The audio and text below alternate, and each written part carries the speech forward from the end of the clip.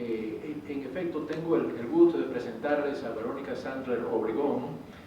profesora de la Universidad de la Empresa, la UADE, y de la Universidad de Buenos Aires en Derecho Comercial y Negocios Internacionales. Ella es directora académica en preparación de alumnos representantes de la UBA y de la UADE en competencia de la FDI y en MUT, de arbitraje inversión y arbitraje comercial, y socia del estudio Sandler y Asociados y directora jurídica de Bella Visión Entertainment. Así que con eso, Verónica, te doy la palabra. Bueno, muchas gracias, buenas tardes, buenos días, buenas tardes. Es un gusto, bueno, poder participar de este encuentro con tan notables juristas. La verdad que para mí es un orgullo y un privilegio. Agradezco, por supuesto, la organización, al doctor Negro, por supuesto, por la invitación, y a Magali, que allá en Medellín me invitó, digamos, de alguna manera me convocó a esto que, digamos, no tenía idea de la dimensión, y la verdad que me hace muy feliz poder compartirlo con ustedes y tratar de volcar la experiencia en base a la práctica que puedo haber adquirido en estos años, desde digamos, de haberme recibido a la actualidad, que por suerte ha sido vasta en una materia que para mí es sumamente interesante. El arbitraje realmente me ha abierto muchísimas puertas y me ha permitido conocer el derecho desde otras perspectivas, teniendo en cuenta que para nosotros, los estudiantes de las universidades, en el caso latinoamericanas, el arbitraje no es una materia, digamos, que esté en la grilla, digamos, de todas las materias dadas durante la carrera. Generalmente son materias optativas, son materias que de alguna manera uno tiene que llegar a ellas, y no es que la materia llega a uno, y la verdad que, bueno, por eso realmente es una doble satisfacción. Antes de empezar con la ponencia que tenía preparada hoy, agradezco al doctor por la presentación. Me gustaría hacer algunos comentarios. Yo les dejé una carpetita con el índice nada más de la presentación, simplemente para que tengan una idea de los temas que vamos a tratar. Por supuesto, iba a imprimirles toda la ponencia, pero bueno, se me hicieron varias páginas y dificultado con el tema de la logística del horario, así que se los prometo que Luis ya me dijo que iba a estar circulando, así que se los vamos a estar enviando. Voy a tratar de no repetir conceptos que ya estuvimos de alguna manera trabajando entre ayer y hoy. Bueno, me precede la ponencia del doctor Miguel Naón, lo cual creo que hay conceptos que no necesito repetir, y creo que están justamente tratados de la mejor manera y con la mejor calidad posible, así que bueno, vamos a tratar de no repetir esos conceptos. Antes de empezar, me topé hace algunos meses con un cuadernillo de una de las primeras conferencias que se hicieron en Buenos Aires, en realidad en Argentina, perdón, con respecto al arbitraje en el año 60, cuando había, digamos, no estaba el auge del arbitraje todavía en su esplendor, es decir, a comienzos de los 80, que podemos hablar de empezar a notar la existencia de este arbitraje. Por supuesto, el arbitraje tiene mucha más historia de la que nosotros, digamos, estamos trabajando, por supuesto desde la antigüedad, pero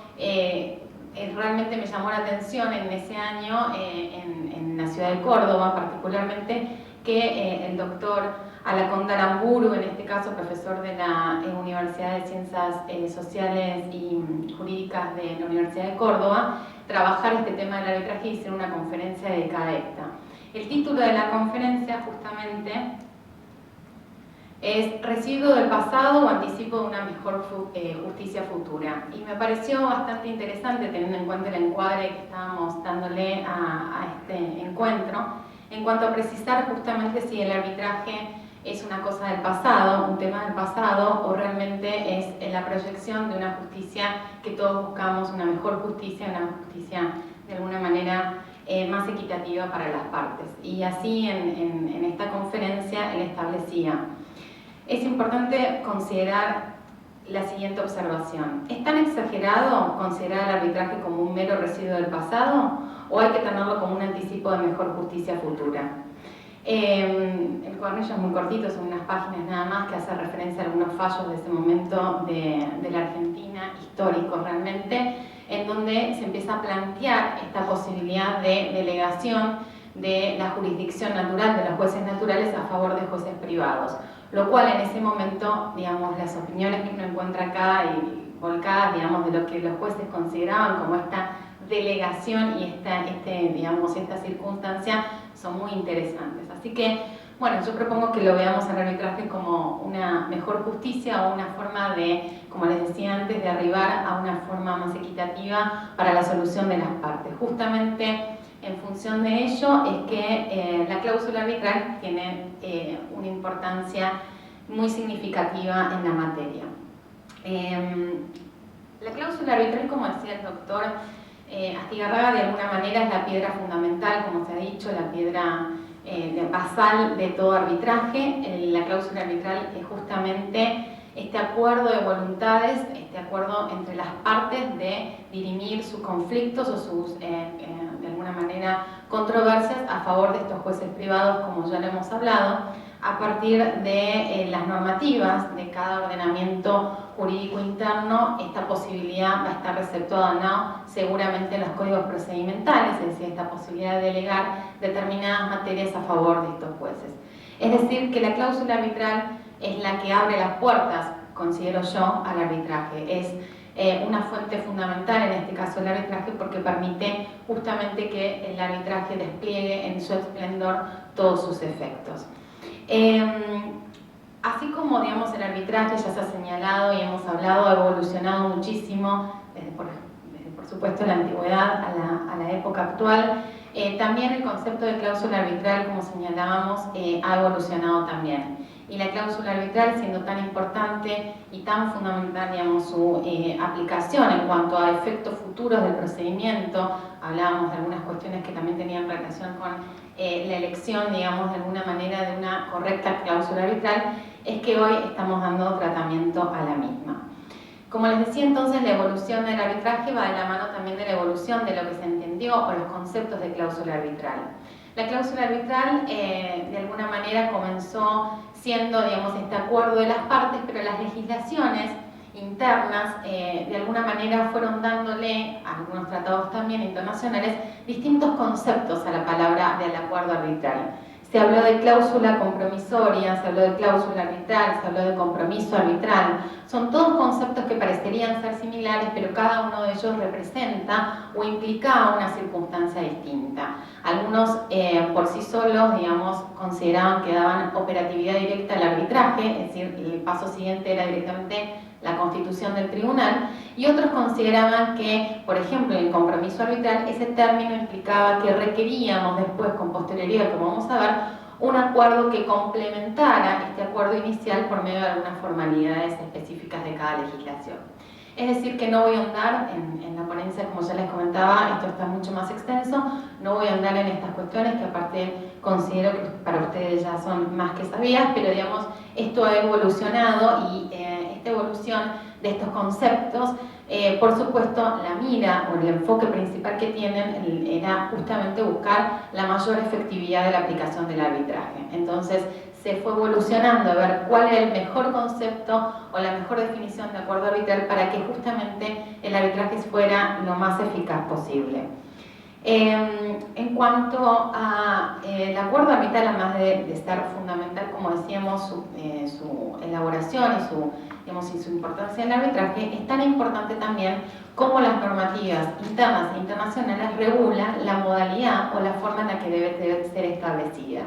Porque justamente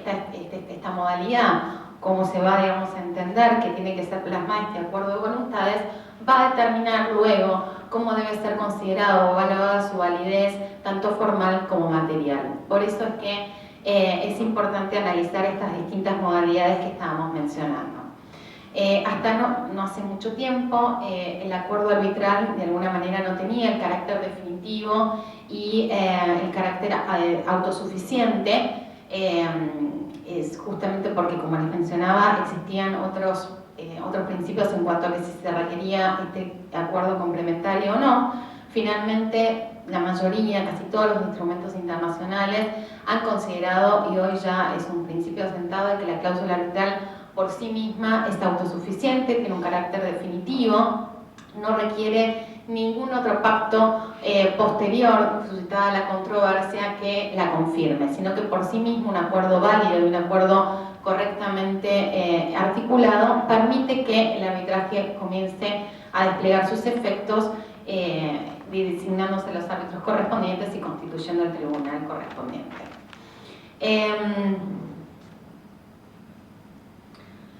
Las cláusulas arbitrales en principio tienen que cumplir, como les decíamos recién, como decía yo recién, ciertos requisitos en cuanto a su validez formal y en cuanto a su validez material para que esta cláusula arbitral, este acuerdo de voluntades, sea válido. Un acuerdo válido permite la mayor, digamos, facilidad en la ejecución de este laudo cuando tengamos este laudo o esta decisión final luego de finalizado el procedimiento. Es decir, que la importancia del acuerdo arbitral justamente es tan relevante como para poner en juego la posible o no ejecución de este laudo, como estaba también mencionando el doctor Grigiranao. Dentro de los requisitos más, digamos, concretos que podemos ir analizando, en primer lugar, por supuesto, es el correcto consentimiento de las partes. Las partes tienen que consentir de alguna manera con una verdadera voluntad, con una voluntad sin haber sido afectada, con discernimiento, intención y libertad. Tienen que haber acordado esta voluntad de llegar al arbitraje, y es fundamental entonces que el consentimiento libre exista entre las partes para luego que ninguna de ellas pueda alegar que ha sido presionada o llevada a un acuerdo el cual no estaba de alguna manera en facultades de libertad de decidir. En segundo lugar, es muy importante determinar la capacidad legal de las partes. Las partes tienen que ser capaces para contratar, capaces para obligarse, capaces para disponer, digamos, depende de la legislación que estemos trabajando. Después, si no, ustedes también me comentarán cómo es el tratamiento interno de sus legislaciones, pero tienen que ser capaces para poder de alguna manera dirimir sus conflictos bajo este acuerdo arbitral. En tercer lugar, el conflicto sobre el que se va a suscitar este acuerdo arbitral tiene que ser sobre materias arbitrables. Esto también es muy importante desde el punto de vista de que la materia tiene que ser susceptible de poder ser sujeta a un procedimiento arbitral. No todas las materias pueden ser sujetas a arbitraje. En el caso, por ejemplo, particular de Argentina, hay ciertas materias relacionadas con derechos de familia, sucesorios, derechos de consumo, propiedad intelectual, que no pueden ser dirimidas y no pueden ser sujetas bajo el procedimiento arbitral. Es decir, que eso también tiene que ser tenido en cuenta en el momento de determinar el acuerdo arbitral. Finalmente, también consideramos que es importante que el acuerdo arbitral se haga referencia a una relación jurídica concreta. Tiene que estar lo más preciso, de alguna manera lo más específico posible este acuerdo arbitral en cuanto a la relación jurídica que se está planteando a ser resuelta. Cuanto más genérica, cuanto más ambigua sea, más probabilidades de no éxito de este acuerdo arbitral vamos a tener. Es conocido por todos el concepto de las cláusulas patológicas, es decir, aquellas cláusulas arbitrales o acuerdos arbitrales que por distintas razones que luego iremos viendo pueden afectar en cuanto a su validez, ¿sí? Una de ellas, creo yo, es cuando esta cláusula justamente es ambigua, no es determinada, no es específica, y empieza a suscitar un montón de, digamos, de consultas y de dudas con respecto al juez o al árbitro que va a tener en miras ese acuerdo arbitral para evaluar su validez. El último requisito, que lo dejo de alguna manera para lo último porque, como comentaba el doctor Estrigarriaga, ha sufrido bastantes modificaciones también en el tiempo, es el requisito de la forma. En cuanto a los requisitos de fondo, ya estuvimos mencionando el tema de las capacidades y las capacidades legales que requieren de las partes, pero además hay un requisito de forma, y este requisito de forma ha ido también evolucionando a lo largo del tiempo. En primer lugar, digamos, para no repetir todo lo que ya estuvimos trabajando, la mayoría de los tratados internacionales consideraban que los dos requisitos más importantes en cuanto a la forma de este acuerdo arbitral consistían en su forma por escrito y que sea firmado por las partes. Estos eran los dos requisitos generales que encontrábamos, digamos, en esos instrumentos con relación al tema de la forma. La forma se refiere a la forma o la manera en la que va a exteriorizarse esta voluntad que habíamos hablado de las partes. Las partes, cuando llegan a este acuerdo, para que este acuerdo tenga plenos efectos, tiene que exteriorizarse. ¿Y de qué manera debía de ser exteriorizada? Bueno, las convenciones internacionales consideraban, y algunos instrumentos internos consideraban que debe ser por escrita y firmado por las partes. Esto también, por supuesto, es receptuado en la Convención de Nueva York, el tema del requisito por escrito, como ya hemos señalado, y por el artículo 7 de la Ley Modelo. Los cambios tecnológicos, los avances tecnológicos, el desarrollo que estamos mencionando, y por eso creo que el arbitraje no es un instituto que esté estanco, sino que va evolucionando a medida que las prácticas van evolucionando en el mundo moderno, ha requerido evaluar este requisito de forma escrita, como señalábamos antes, en cuanto a si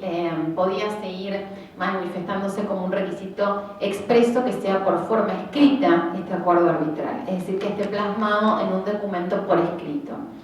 Ha evolucionado el concepto de forma en cuanto que ya no se requiere que sea plasmado en un contrato, pueden ser plasmado en cualquier instrumento, digamos, no requiere obligatoriamente ser plasmado en un contrato. Antes se establecía que tenía que ser un acuerdo por escrito en un contrato o de alguna manera con naturaleza contractual. Hoy ya esa diferencia está salvada y ya, digamos, podemos hablar de que estén contratos o no contratos, o estos otros instrumentos, como ya sabemos, pueden haber leyes, pueden haber de alguna manera acuerdos bilaterales o inclusive otros medios en los cuales estén plasmados estos consentimientos o estos acuerdos de voluntades. Estos cambios tecnológicos, como señalaba el doctor Grijera Nahón, lo vemos plasmado de manera evidente en la reforma de la ley modelo del 2006. El artículo 7 de la ley, digamos, plasma la posibilidad de modificar y ampliar y no limitar este requisito formal del acuerdo arbitral. ¿Cómo lo podemos lograr? Lo podemos lograr por medio de la incorporación, como dice el artículo 7, de otras formas de plasmar el contenido de este acuerdo. Es decir, si bien se exige que el mismo sea por escrito, lo que difiere, o de alguna manera interpreto yo, ya ustedes me comentarán cuál es su interpretación, yo creo que la diferencia pasa en que el contenido tiene que estar respaldado o tiene que estar incorporado en algún tipo de registro que pueda ser consultado con posterioridad en su caso. Es decir, que inclusive abre las puertas, como señalaban antes, al acuerdo verbal. Es decir, no requiere estar de alguna manera plasmado por escrito, que era lo que estábamos viendo anteriormente en otros acuerdos internacionales. Justamente UNCITRAL, en su trabajo, digamos, tan importante en materia arbitral en cuanto a la recopilación de normas, en cuanto a la ayuda de homogeneizar cada una de las legislaciones internas con respecto a materias arbitrales, ha establecido cómo debe ser interpretado este nuevo artículo con relación a la Convención de Nueva York. Y digamos, como señalábamos, que la Convención de Nueva York requería el acuerdo que sea plasmado por escrito. Las recomendaciones dadas por UNCITRAL es que tiene que ser interpretado el artículo de la Convención de Nueva York de una manera como el mínimo estándar, es decir, los requisitos mínimos en cuanto a sus requisitos formales, pero que de ninguna manera pueden limitarlo, es decir, no es exhaustiva, sino que justamente lo que se tiene que buscar es que las disposiciones más favorables, como hemos dicho, a la eficacia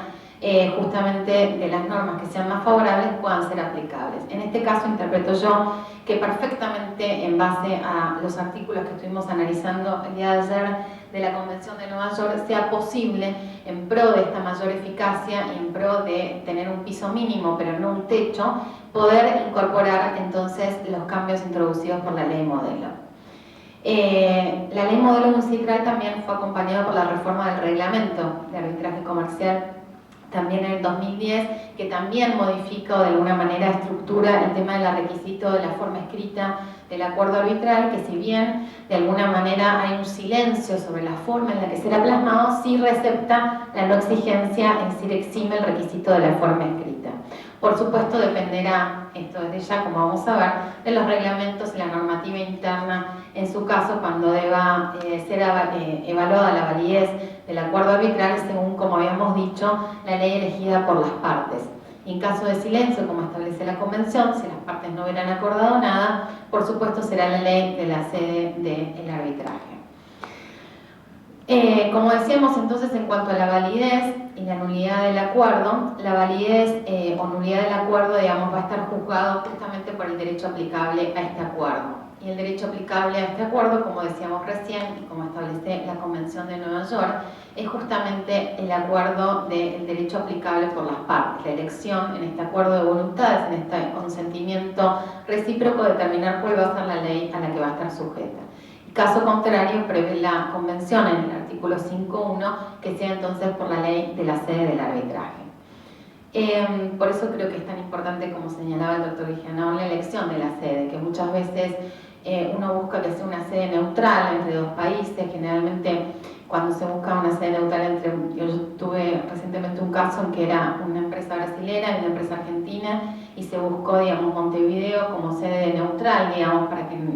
estuvieran cerca, pero de alguna manera sea distinta a las jurisdicciones de las partes. Pero siempre hay que tener en miras no solo la practicidad logística que pueden tener para las partes, sino también tener en cuenta las consecuencias que esta elección de la sede va a tener. En cuanto a los instrumentos internacionales que regulan el acuerdo arbitral, simplemente voy a hacer una referencia a los más importantes: el Protocolo de Ginebra de 1923, con las limitaciones, los comentarios que ya hemos hecho y no voy a repetir. Por supuesto, fue uno de los primeros, o yo podría decir casi el primer instrumento relacionado al arbitraje comercial. Creo que hoy se aplica más que nada para países que no han sido signatarios de la Convención de Nueva York, que como ya dijimos son pocos, pero digamos su aplicación práctica por ahí, digamos, no la encontramos en uso hoy, pero sí me parece su mención importante en cuanto a ser uno de los primeros instrumentos allá en 1923 que hacían referencia a este acuerdo arbitral. La Convención de Nueva York, por supuesto, a pesar de los años y a pesar del tiempo, es una convención que se mantiene plenamente vigente, que realmente es muy clara, muy eficiente en cuanto a la practicidad que plantea para que sea resuelto. Creo que el derecho americano justamente tiene eso, ¿no? Digamos, los latinos somos de dar un poco más vueltas con muchas palabras para que quede linda la oración, pero a veces esa cantidad de palabras no ayudan a la practicidad y el entendimiento de qué se entiende por un concepto, sino que esta mezcolanza de palabras conflictúan o de alguna manera no hacen claro entender cuál es el espíritu puntual de la norma. La Convención de Nueva York, creo yo que, más allá de la importancia por la cantidad de países signatarios, tiene, digamos, esa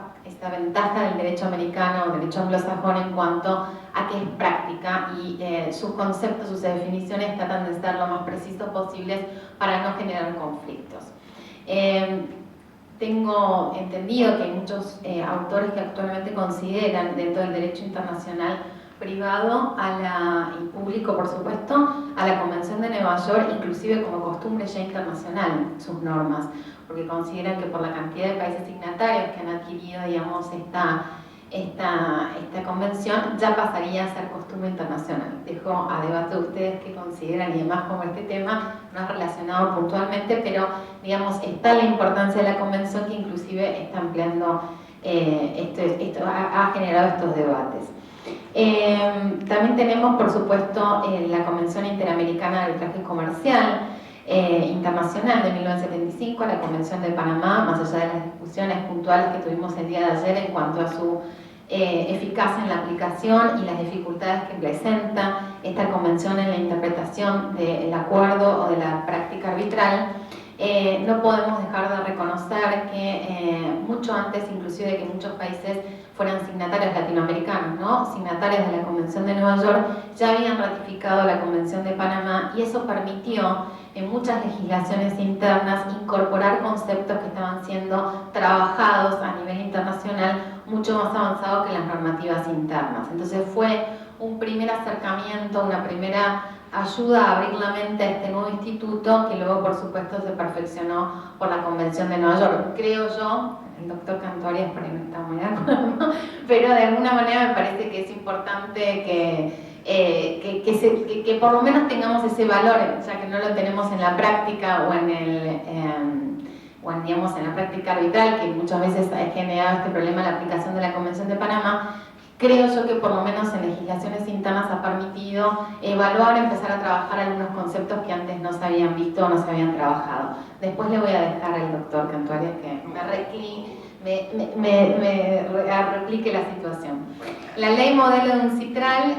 por supuesto también, la ley modelo, bueno, no hay mucho más que decir, lo que significó la posibilidad de unificación de criterios que ha permitido y la utilización de un modelo por parte de las legislaciones internas para adecuar sus normas a la realidad o a la práctica internacional, tanto en las reformas que habíamos mencionado como en su modelo originario.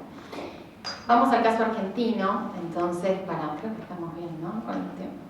con el caso argentino particularmente, siendo abogada matriculada en la República Argentina, me parece que es importante que sepamos simplemente el tratamiento, que es bastante similar por lo que estuve escuchando a muchas legislaciones internas de países latinoamericanos que todavía no han adquirido o no han dictado alguna norma o una ley de arbitraje en sus países, generalmente adecuada a esta ley modelo. En caso de no contar con esta ley de arbitraje, muchas veces es importante evaluar cómo es el tratamiento del acuerdo arbitral en las legislaciones internas. En el caso de Argentina, como yo les había mencionado, al carecer de una ley de arbitraje, todavía, a pesar de muchísimos intentos y muchos proyectos que hay en el Congreso, todavía no contamos por decisiones políticas legislativas con una ley de arbitraje, y es por eso que el acuerdo arbitral actualmente lo encontramos regulado en el Código de Procedimiento. El Código de Procedimiento es el que va a regular el acuerdo arbitral, es el que va a permitir por el artículo 1 justamente la posibilidad de delegar cuestiones transables, digamos, a favor de árbitros o jueces internacionales, y también va a regular en el artículo 739, 740 y siguientes las cuestiones relativas al acuerdo arbitral, que es lo que nos tiene hoy en debate. Este código procedimental, digamos, más allá de, por supuesto, del tiempo que tiene y la desactualización con las realidades que estuvimos mencionando, el código procedimental, una de las principales críticas que podemos encontrar es que continúa regulando a la cláusula arbitral como una cláusula que requiere de una posterior confirmación, una complementación por medio de un pacto una vez suscitada la controversia, que se llama compromiso, digamos, de alguna manera arbitral. Esta circunstancia, de alguna manera que suscitado el conflicto se requiera un nuevo pacto entre las partes, se agudiza cuando inclusive el Código Procesal exige legalmente que este acuerdo sea plasmado por escritura pública, por instrumento privado o por un acta labrada por el juez de alguna manera que esté entendiendo la causa. Es decir, que las formalidades, los rigorismos no solamente es por un pacto posterior suscitado el conflicto, que como ustedes ya saben en la práctica, suscitado el conflicto es muy difícil volver a prestar ese consentimiento originario, más por la parte que ha incumplido de alguna manera. Esto, digamos, ha traído muchísimos problemas en la práctica arbitral, y esto sumado además a los rigorismos propios de la forma en la que debe ser plasmado este nuevo compromiso. Hay muchísimos casos en la República Argentina en donde,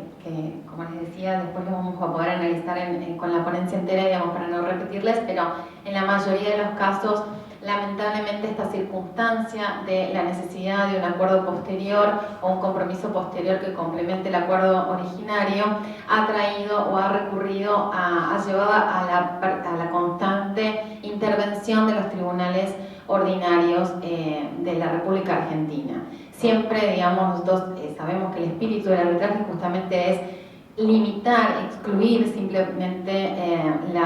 los tribunales ordinarios para que sirvan de ayuda, cooperación al arbitraje, pero no tener que requerir ir a los tribunales ordinarios para resolver una cuestión y poder después avanzar con el arbitraje. Lamentablemente hay bastantes casos en la jurisprudencia argentina en los cuales se ha tenido que recurrir a los tribunales ordinarios para que den algún tipo de resolución con respecto a este tema. A partir de la adhesión de Argentina a todas estas convenciones internacionales que nosotros estuvimos comentando y estuvimos analizando, es que podemos entender que de alguna manera están en juego entonces las normativas internas en cuanto a estos requisitos y lo que se entiende por el concepto de acuerdo arbitral y lo que vemos en el Código Procedimental.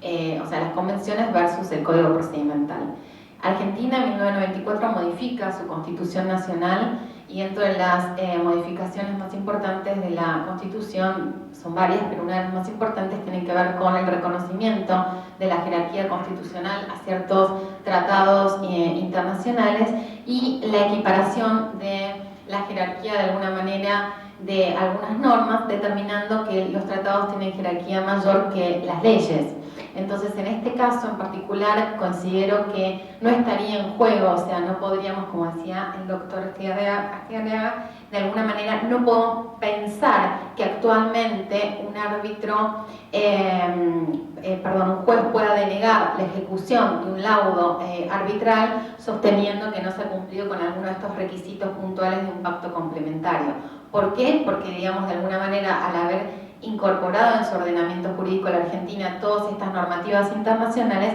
tienen mayor jerarquía que el Código de Procedimiento, que es una ley interna. Esto, por supuesto, sería desde el punto de vista teórico. En la práctica, los abogados tenemos muchas maneras de articular y de buscarle la vuelta para tratar de ensuciar y complicar el arbitraje. Por eso, si bien es una posible respuesta, esto no deja de ser un conflicto actualmente en la Argentina. En el Mercosur, en el marco del Mercosur, Argentina es parte de este acuerdo entonces económico del Mercosur, y se han dictado numerosas leyes relacionadas también con respecto no solo al arbitraje, sino también a la ejecución de las sentencias. Lo más importante es que el Mercosur, digamos, en las regulaciones generales que contamos en ellas, la mayoría de ellos tampoco simplifica esta cuestión del concepto de acuerdo arbitral, sino que, como mencionábamos, muchas veces lo complica. Se requiere también que sea por escrito en la mayoría de los tratados. Se requiere algún intercambio de cartas y confirmación de recepción de las cartas en algunos casos. Bueno, en realidad, digamos, la mayoría de ellos siguen sumándole formalismos, como estábamos viendo, que no ayudan, digamos, en este caso, a lo que sería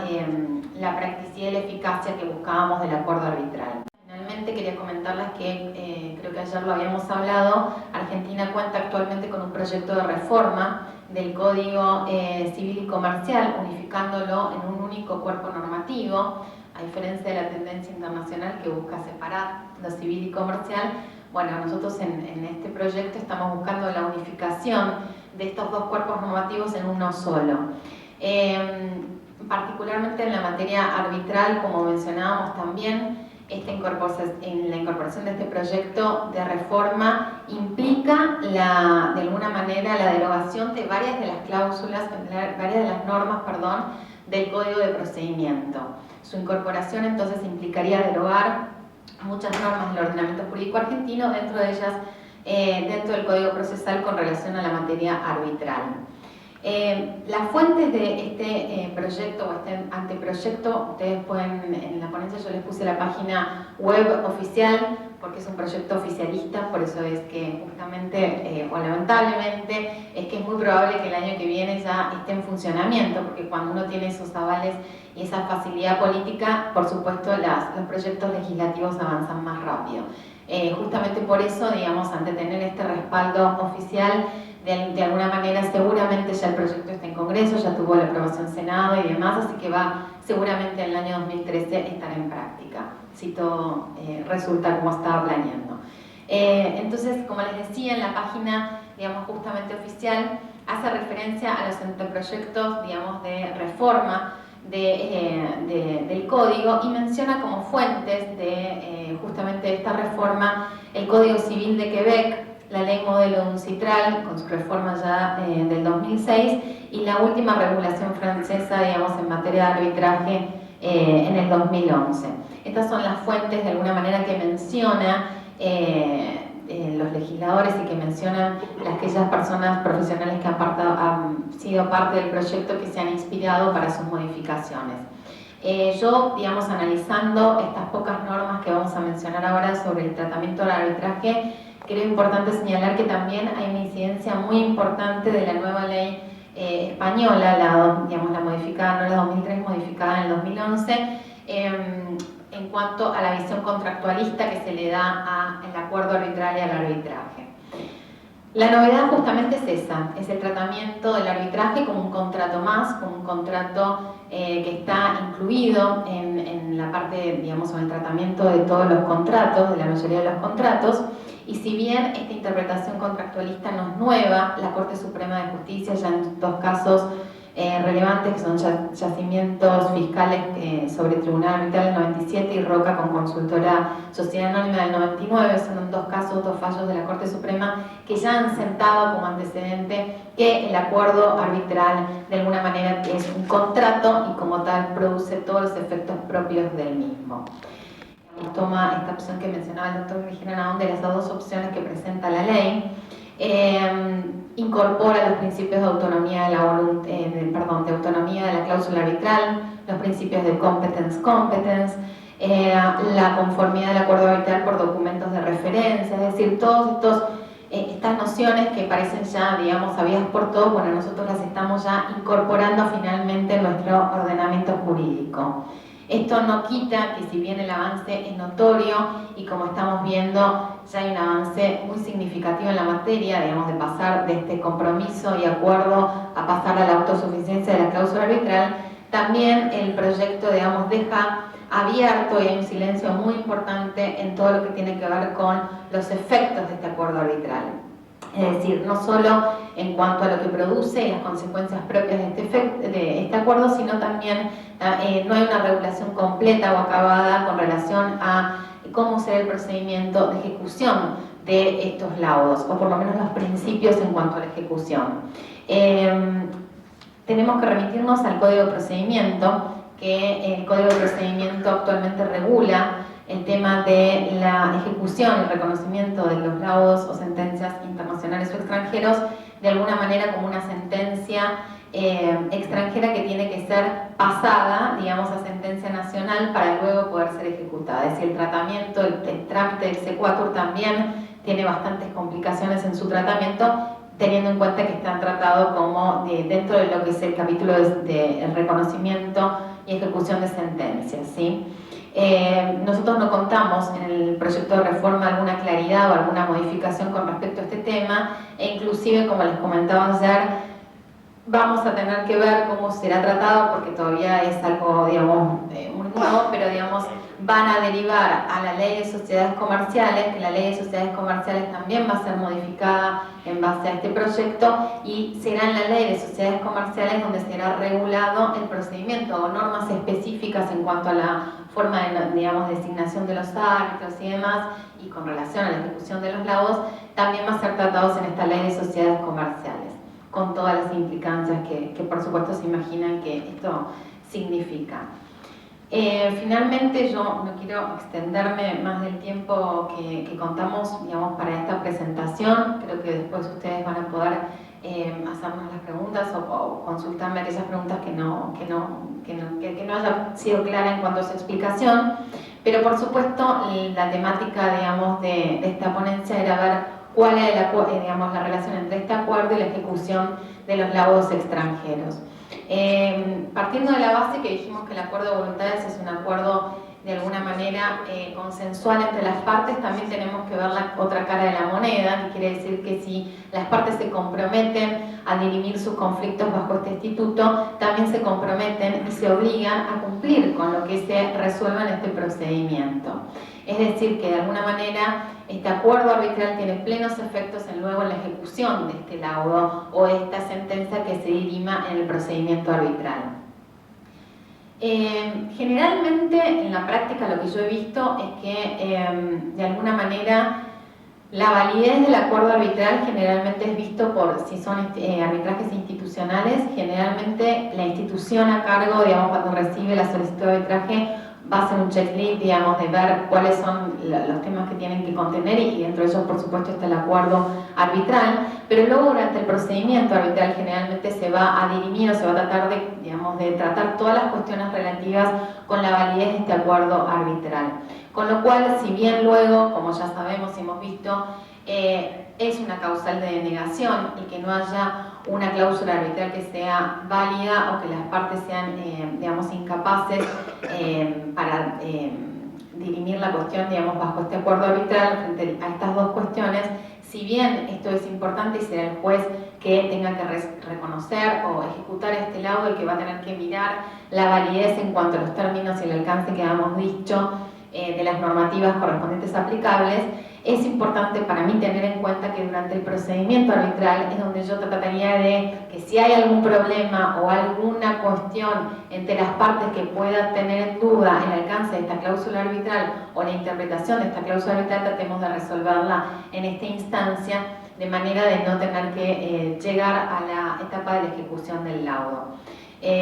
Bueno, como decíamos, entonces el artículo 5A de la Convención de Nueva York justamente establece que para que el acuerdo sea válido, es decir, que sea ejecutable en estos términos, tienen que las partes ser plenamente capaces y no tienen que, bueno, estar sujetos a ninguna incapacidad, o que el acuerdo de alguna manera no sea válido. Y el tema de la validez la estuvimos hablando con el tema de las cláusulas patológicas y aquellas cuestiones que puedan afectar a la misma. A manera de conclusión, yo considero que hay algunas cuestiones que nosotros tenemos que tener en cuenta en el momento de la confección de la cláusula arbitral. Por supuesto, la mayoría de las instituciones y leyes modelos generan muchas veces modelos de cláusulas, inclusive para que las partes o los abogados no tengan que ponerse a crear cláusulas que después son imposibles en su ejecución. Pero yo tendría, digamos, además de la ayuda que generan estos modelos de cláusulas, tendría el reparo de tener en cuenta de que siempre tenemos que tener en miras las leyes o la normativa aplicable a este acuerdo, porque dependiendo de la normativa aplicable a este acuerdo, también dependerán sus requisitos formales, sus requisitos materiales para su ejecución plena, es decir, para su eficacia. Con lo cual, si bien es correcto seguir un modelo, porque esto nos va a permitir no tener ninguna dificultad en cuanto a después la posterior ejecución por patologías propias de la cláusula, no hay que dejar de tener en miras, digamos, las normativas de la sede particular del arbitraje, en este caso de la ley de alguna manera elegida por las partes. La ejecución del laudo digamos, va a depender, por supuesto, de que la cláusula arbitral o el acuerdo arbitral sea válido. Y creo que para que la cláusula arbitral sea válida en este caso, tiene que ser lo más clara y lo más precisa posible para que su ejecución sea de la manera más eficaz. Las decisiones sumarias, de alguna manera, dificultan un poco más la ejecución del laudo, mientras que las decisiones motivadas o de alguna manera justificadas ayudan a que el laudo sea mejor receptuado por los tribunales internos, que es lo que estuve viendo en algunos casos que estuve trabajando. Esto va a hacer que la cláusula, digamos, sea más rápida en cuanto a su ejecución, más rápida en cuanto a su interpretación, por medio de estos laudos, con lo cual habría una relación también con este tema en la cláusula arbitral. Finalmente, con respecto al tema de la interpretación de los tribunales del término de nulo, ineficaz o inaplicable, a la que hace referencia la Convención de Nueva York en cuanto a que los estados pueden no remitir al arbitraje aquellas cuestiones en donde la cláusula arbitral tenga estas características, ni la Convención de Nueva York ni los tratados, digamos, que yo estuve observando o los comentarios de estos tratados hacen una definición concreta de qué se entiende por cada uno de estos términos. Cada uno de estos términos depende de la legislación. Estuve viendo la legislación mexicana, le da términos, digamos, una interpretación distinta a lo que por ahí nosotros interpretamos en la legislación argentina como ineficaz o de alguna manera nulo. Entonces también hay que tener cuidado con las precisiones en estos conceptos. Bueno, finalmente lo que creo que es importante que en base a todo lo que estuvimos charlando y comentando con respecto al acuerdo arbitral, es que tengamos en cuenta que el control que van a hacer los jueces en el momento del reconocimiento de ejecución de los laudos son controles mínimos, controles que tienen que ver con estas formalidades que estuvimos haciendo referencia, y las causales de denegación, de alguna manera, solo van a poder operarse cuando sean evidentes o manifiestas. ¿Sí? Todo esto tendiendo a buscar lograr los efectos propios del arbitraje, el espíritu del arbitraje, que justamente es que los tribunales ordinarios intervengan de la menor manera posible en el proceso arbitral. Antes de iniciar entonces el procedimiento, antes de comenzar los procedimientos, creo conveniente tener una cláusula arbitral que sea lo suficientemente fuerte para estar seguros de que en posterioridad, cuando tengamos que ejecutar este laudo, cuando requiramos, el cliente nos pida la ejecución de este laudo, nosotros tengamos una herramienta que dijimos desde el comienzo de la presentación, que es tan importante y tan fundamental, que sea lo más completa lo más precisa y lo más ejecutablemente posible en los términos de lo que estuvimos comentando en la presentación. Finalmente voy a hacer referencia a un caso nada más, es un caso, digamos, que si bien es de un tema de arbitraje de inversión y no es un arbitraje comercial, me pareció importante para ver cómo esta materia, más allá de los casos que estuvimos señalando, casos importantes de Argentina y demás que señaló el doctor Rigia Naón sobre causales de anulación por